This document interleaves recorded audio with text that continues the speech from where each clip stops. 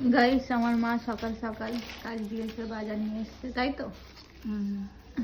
কি এনেছো? চাল এনেছি, চাল আছে, ধনে পাতা আছে, টমেটো আছে, সিম আছে,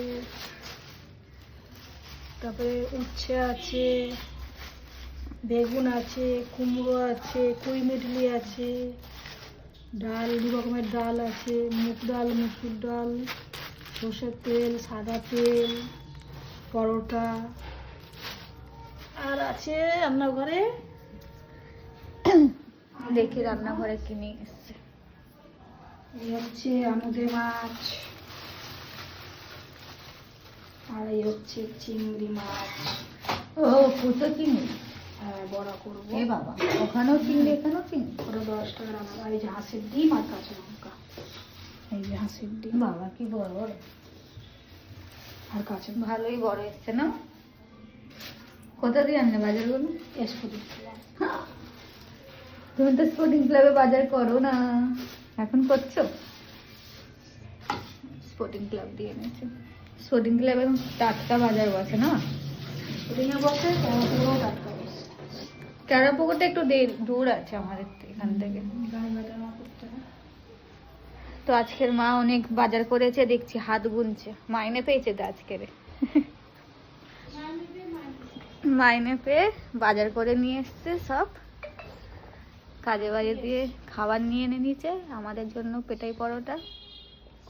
আর দেখছি এরম এরম করে হাত গুনছে, ইচ্ছা করে নাকি? হিসাব করো না কত টাকা গেল। 1200 টাকা দিয়ে 20 টাকা ফেরত দিচ্ছে বাবা। 1200 টাকার ওই কটা বাজার। ওই কটা চাল আর তেলেই তো বেশি পড়েছে। এটা কতদিন চলবে বাজারটা? চালটা হচ্ছে 500 করে চাল দিয়ে যায়, 500 করে যায় না, আমাদের 1 কেজি যায়, 750 করে চাল যায়। দিদা খায়। তুমি নষ্ট করো মা, কালকে দেখলে না বললাম ভাত বসে। হ্যাঁ, উনি বলছে যে ও ঘুমাচ্ছে, ওকে তুলে ও দাও। তো খায়নি, খাবার কথা বলছি। কে জানে এরা লয়লাদি কয়লা দিদা খায়। আমি এ খাবে না আমি বলেইছিলাম। জানি, কিন্তু দিদা খাবে না কি করে জানবো? ও খাবে না আমি জানি, অত রাত্রে এসে খাবারও খাবে না।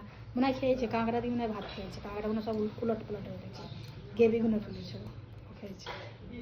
আর আমার ওরা ভিক্টোরিয়া খেলো না, ওনার জন্যই আমি গরম ভাত করতে গেলাম। এই আমাদের ঠান্ডা ভাতটা ওনার জন্য রেখে দিয়ে আমি গরম ভাত করলাম, যেন উনি ঠান্ডা ভাত খাইবে। যা ভাত ছিল আমাদের হয়ে যেত, ফ্রিজেও ভাত ছিল, ওই ভাত করছে।